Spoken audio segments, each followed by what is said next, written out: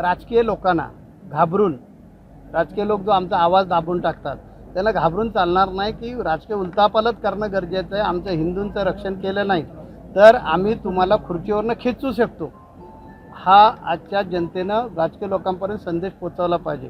या विधानसभेच्या इलेक्शनमध्ये, लोकसभेचं जे इलेक्शन होतं त्यावेळी चित्र वेगळं झालं, परंतु या विधानसभेच्या इलेक्शनमध्ये जे चित्र झालेलं आहे ते संघ आणि आम्ही सर्व साधू संतांनी चित्र बदललेलं आहे. हे काही म्हणत की लाडकी बहीण योजना वगैरे, तर त्याचा मुळीच परिणाम नाही आहे. हा परिणाम जो आहे तो आमच्या साधू संतांचा परिणाम आहे. आम्ही सर्व साधू संतांनी हिंदू धर्मातील लोकांना जागृत केलं की आत्ता ही गरज आहे, काळाची गरज आहे, जागृत व्हा.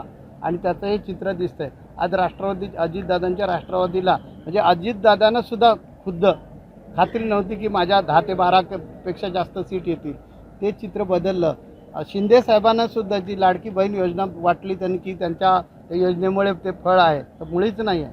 तर आमचं साधू संतांचं त्याच्या पाठीमागे योगदान आहे. तर मुस्लिम समाज आपल्या ऐक्यासाठी कुठलाही ज्यांना विरोध होता त्यांच्या पाठीमागे हिरवे झेंडे घेऊन जर उभा राहत असेल का, तर हिंदू संपवण्यासाठी, तर आम्ही हिंदूंनी जागृत झालं पाहिजे, आम्ही संतांनी जागृत झालं पाहिजे. आणि आम्ही ते अत्यंत प्रामाणिकपणे काम केलं आणि त्यामुळे हे विधानसभेचं चित्र बदललेलं दिसलं. लोकसभेमध्ये म्हणजे आता दिल्लीचं चित्रसुद्धा त्यामुळेच बदललेलं आहे.